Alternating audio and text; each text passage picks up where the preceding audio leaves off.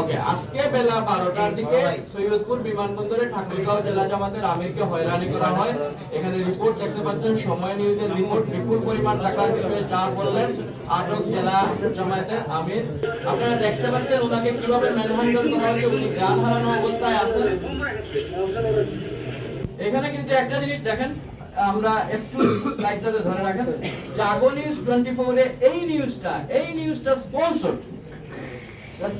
কাদের সুবিধার জন্য এটা স্পন্সর করা হচ্ছে, কারা প্যাট্রোনাইজ করতেছে, কারা এটা সুবিধা নিতেছে, এটা আপনারা অবশ্যই বুঝতে পারতেছেন। আর this is the questions to you as well, any man. So প্রথমেই হচ্ছে ঢাকা এয়ারপোর্ট থেকে ছাড়পত্র দেওয়া হয়েছে। 45 মিনিটের মধ্যেই এই মিডিয়া ট্রায়ালটাকে ডিজাইন করা হয়েছে, সুপরিকল্পিতভাবে ডিজাইন করা হয়েছে। 1 ঘন্টার মধ্যেই এক যুগে অনেকগুলো মিডিয়াতে, ইভেন মেইন স্ট্রিম মিডিয়াগুলোতে প্রচার করা হয়েছে এবং এয়ারপোর্টের ইন্টারনাল ফুটেজটা সাংবাদিকদের কাছে চলে গিয়েছে। তো ওনাকে জিজ্ঞাসাবাদ করা হবে, ইনভেস্টিগেশন করা হবে। এত বড় এই ইনসিডেন্টটা নিয়ে ইনভেস্টিগেশনের পরে না এটার কনক্লুশনটা আসবে। এই কনক্লুশনের আগেই সিসিটিভি ক্যামেরার ফুটেজটা চলে গেল আরেকজনের কাছে, এটা মিডিয়াতে চলে আসলো।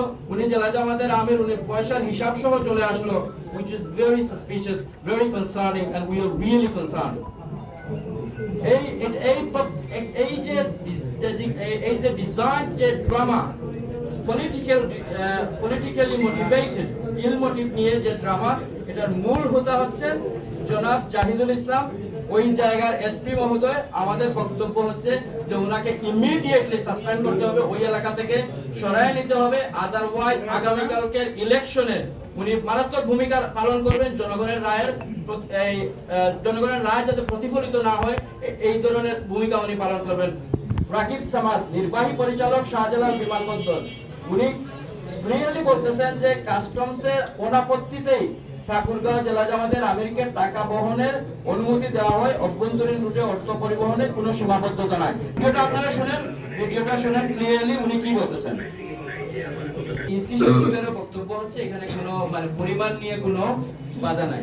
মিডিয়া ট্রায়ালের আয়োজন করেছেন ওইখানকার এসপি শেখ জাহিদুল ইসলাম। কে এই জাহিদুল ইসলাম? উনি হচ্ছেন পুলিশ সুপার, বর্তমানে দায়িত্ব আছেন সৈয়দপুরে। ওনার আরেকজন বন্ধু আছেন, উনি এই বন্ধুর ফটো আপনারা দেখতে পাচ্ছেন। তারেক রহমানের খালাতো ভাই বিএনপি প্রার্থী শাহরিন তুহিনের জনসভায় ভেরি হ্যাপিলি স্মাইল করে উনি এই ফটোটা দিতেছেন।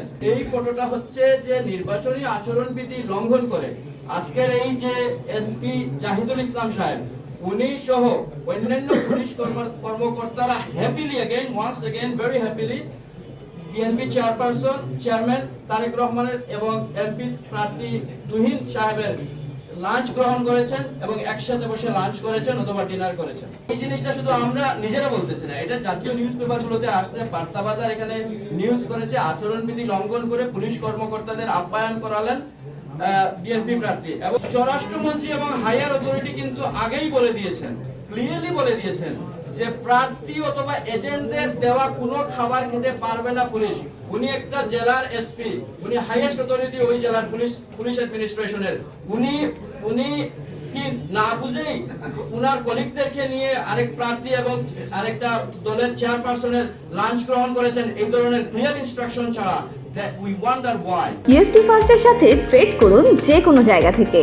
ক্যাম্পাসে ক্লাসের ফাঁকে, ঢাকার জ্যামে বসে কিংবা ঘরে বসে, ট্রেডিং এখন হাতের মুঠোয়। তাই ট্রেড করুন যখন খুশি, যেখানে খুশি।